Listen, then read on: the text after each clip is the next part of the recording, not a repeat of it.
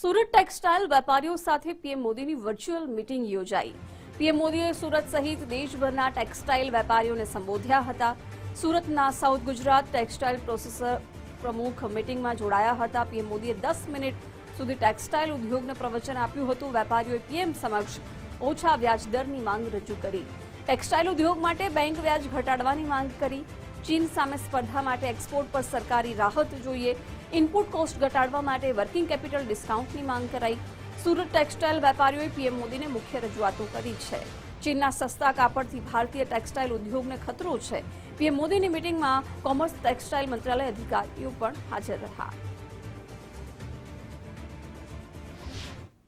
દેશના વડાપ્રધાન નરેન્દ્ર મોદી દ્વારા હાલ જ ટેક્સટાઇલ ક્ષેત્રે જોડાયેલા વેપારીઓ જોડે એક મહત્વની વર્ચ્યુઅલી મિટિંગ યોજવામાં આવી હતી અને આ મિટિંગની અંદર સુરતના સાઉથ ગુજરાત ટેક્સટાઇલ પ્રોસેસર એસોસિએશનના પ્રમુખ જીતુ વખારિયા પણ જોડાયા હતા। ત્યારે તેઓ દ્વારા પણ કેટલીક રજૂઆતો છે તે પીએમ મોદીને કરવામાં આવી છે। હાલ આપણી જોડે જીતુ વખારિયા મોજૂદ છે, સીધી વાત કરીશું તેમના જોડે।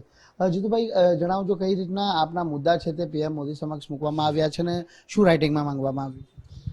हमारी पास પહેલા જે એમાં સંદેશો આવેલો હતો અને કે આ તારીખે તમારે જોડાવાનું છે।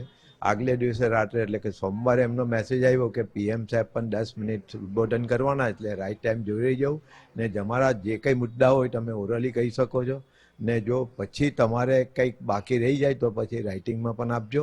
એટલે તે દિવસે સાહેબે 10 મિનિટ પહેલાં એમને એ આપ્યું ને એમને એનો પ્રતિભાવ વ્યક્ત કર્યો। પછી જે ટેક્સટાઇલ મિનિસ્ટ્રી, કોમર્સ મિનિસ્ટ્રીના બધા ઉચ્ચ અધિકારીઓ હતા અને ઉદ્યોગ જગતના જે પૂરા ભારત વર્ષના જે અમુક ખાસ લીડરો હતા તેની એક મિટિંગ થઈ મંગળવારે અમારે ને તેમાં જે ટેક્સટાઇલને લગતા જે મૂળ પ્રોબ્લેમ છે, જેવા કે આજે સમજો કે ઇન્ટરેસ્ટ રેટ છે આપને ત્યાં, તો પર્ટિક્યુલર ટેક્સટાઇલ માટે ઇન્ટરેસ્ટ રેટ થોડો ઘટાડી આપે।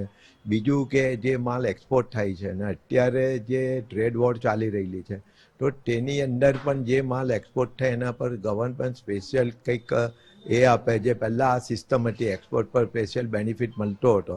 ત્રીજી વસ્તુ છે કે જે ઇનપુટ કોસ્ટ છે તેમાં ઘણી વખત ખૂબ ભાવમાં ફેરફાર થાય છે, એટલે જો લાંબો ટાઈમને પૂરી ક્વોન્ટિટીમાં કરવું હોય તો પ્રાઇસમાં ફ્લક્ચ્યુએશન આવ્યા કરે તો સામે અમે છે ને તે રો મટીરિયલનો ભાવ અમારે જો ઇનપુટ કોસ્ટ વધે તો પછી પ્રોફિટ મળે કે નહીં મળે અને તેમાં બાયર અમારા હાથમાંથી નીકળી જાય છે। એટલે એક તો ઇનપુટ કોસ્ટ સ્ટેડી હોવી જોઈએ। ત્રીજો મુદ્દો છે કે એકદમ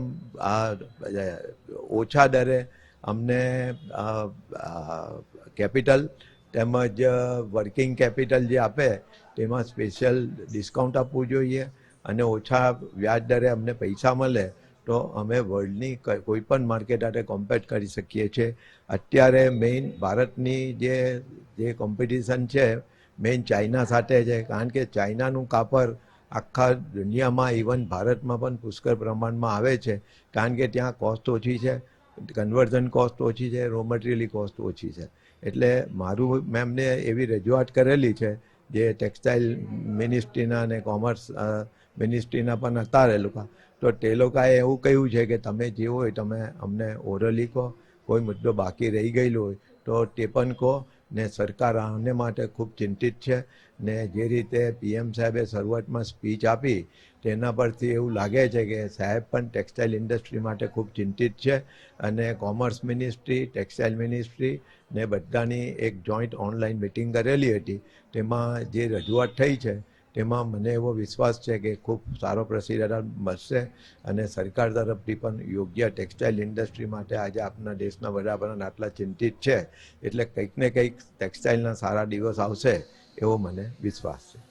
તો બિલકુલ ટેક્સટાઇલ ઉદ્યોગ સાથે સંકળાયેલા લોકોના સારા દિવસ આવશે તેવા અંસાર અને સંકેત જોવા મળી રહ્યા છે, કારણ કે જાતે પીએમ મોદીએ દેશના ટેક્સટાઇલ ક્ષેત્રે સંકળાયેલા વેપારીઓ જોડે આ વર્ચ્યુઅલી મિટિંગ કરી હતી અને તેમાંના એક સુરતના જીતુ વખારિયાનો પણ સમાવેશ થાય છે કે જ્યાં તેઓએ બેંક ધિરાણ સસ્તા ભાવે મળે તે પ્રકારની પણ આશા અને અપેક્ષા છે તે વ્યક્ત કરી છે। આ ઉપરાંત જે કોસ્ટમાં ઘટાડો કરવાની પણ માંગ કરી છે। એટલે વિવિધ રજૂઆત છે તે તેમના દ્વારા પણ છે તે પીએમ મોદી સમક્ષ મૂકવામાં આવી છે. એટલે સરકાર આ બાબતે ખૂબ જ ચિંતિત છે અને ટેક્સટાઇલ ઉદ્યોગની ચિંતા વ્યક્ત જાતે પીએમ મોદીએ કરી છે. ત્યારે સ્વાભાવિક છે કે ટેક્સટાઇલ ઉદ્યોગના સાથે સંકળાયેલા લોકોને આગામી દિવસોમાં તેનો લાભ મળી શકે તેવા સંકેત સીધા જોવા મળી રહ્યા છે. કેમેરામેન દેવાંગ રાણા સાથે રાકેશ બ્રહ્મભટ્ટ, ગુજરાત ફર્સ્ટ, સુરત.